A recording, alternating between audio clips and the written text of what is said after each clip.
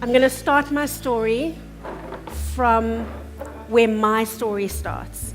It could have started in 1974 on the 20th of January when I was born, but it really started for me on the 15th of March 2008, when it was a normal day. I had just given birth 5 days previously to my little boy Sam, and no one was to know what the day was going to turn out to be, because in life, we never think anything's going to happen to us. And when it does, it's life-changing. Now, I'm going to tell you everything that I have been told, because I do not remember anything.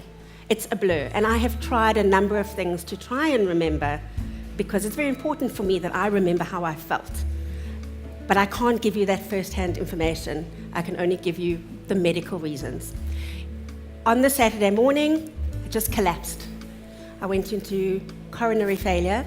Apparently, at first, they thought it was a seizure because I was frothing at the mouth. I had apparently had a Gaviscon, which tells me that my chest was a bit sore. I felt like I had a little bit of, obviously, heartburn.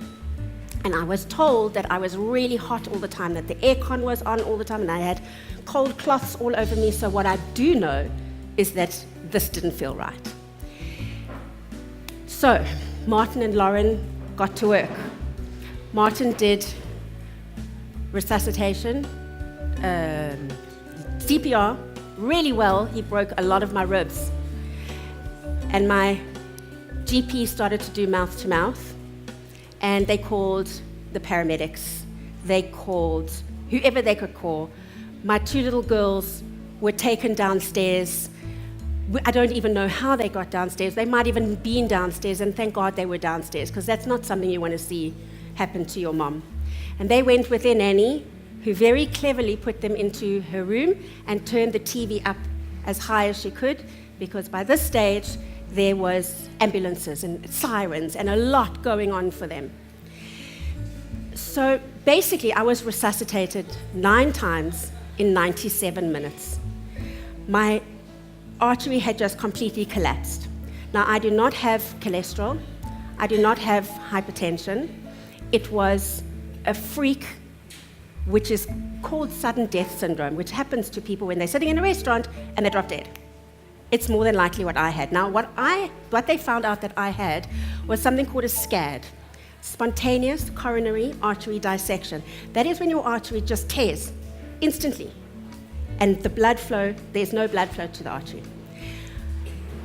To cut that quite traumatic story short, I was in hospital for a very long time. I was in an induced coma for a long time. I had a couple of stents put in a couple of days after. I didn't have any brain deficit, which they were concerned about. They were concerned that with the lack of oxygen. I do every now and again forget a lot. And I definitely like to put that down to oxygen deprivation, not age. That year was traumatic for me, to say the least. I didn't know how to cope with it. What do you do with a trauma? Everybody else around me was freaking out. I just went to sleep and I woke up and I needed to kind of sit with that. So what do you do when you're anxious and you've got a trauma and you're worried that you're going to die again? You drink, you eat, you shop, you do anything else to take you away from the actual feeling, which is exactly what I did for pretty much 18 months after this. I was so scared. I was so scared to exercise. I was so scared to drive on my own. I was so scared to take my children out on their own. I didn't know it was not going to happen again.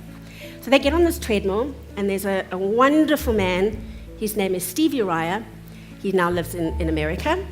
And this is about a year later, and he looks at me and he goes, "Lindsay," he says, "come here." I go, "What?" He says, "Come here." He said, "I want you on my treadmill."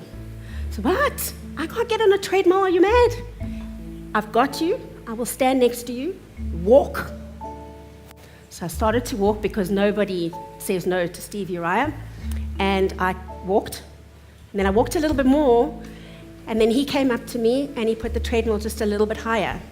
And the next thing, I'm not only just walking, I'm walking really fast, and things are happening, and I'm looking around, I'm going, "Oh my word, I'm actually on a treadmill. I'm actually doing something. My heart is fine.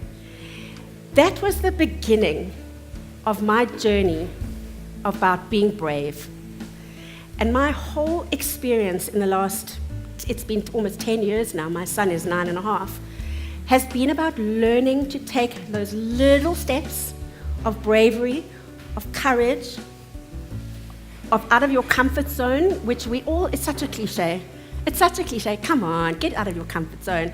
It is really hard to go and do something that you're not used to, or that you feel people are going to judge you by.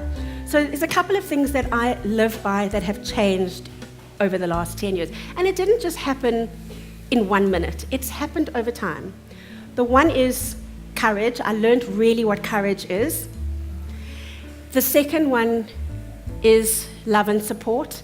Again, just a cliche, but really and truly when it comes down to the people that you really love and that really support you and you support, it's really very important.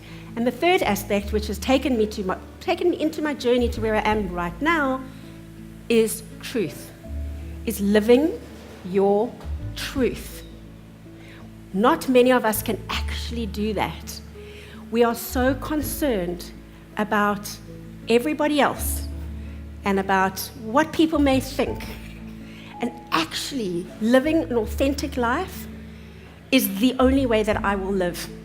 So I landed up doing Ironman that year, 2014. I trained for an entire year.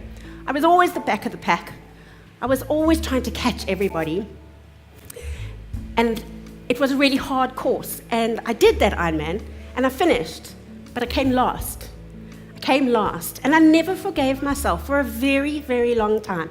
I was so embarrassed.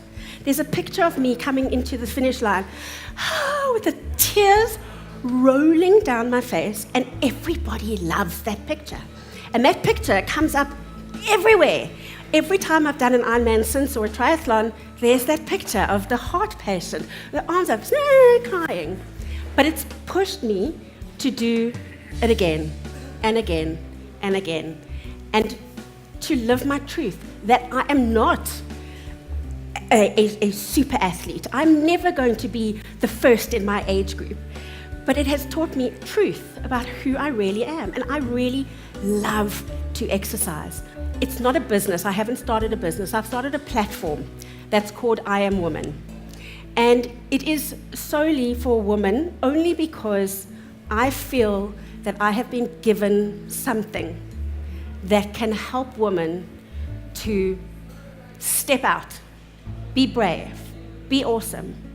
We get to a certain age in our life when we've had our kids and we've been working, and then all of a sudden it's like, right, what am I going to do now with myself really? Who am I? Who am I going to be? And we get stuck. We get really, really stuck. I know I got stuck for a while. When I sold my business, I was a mommy and a wife, and that was great. But who am I? So I have started this platform to introduce women to what I call their brave, is to find your brave.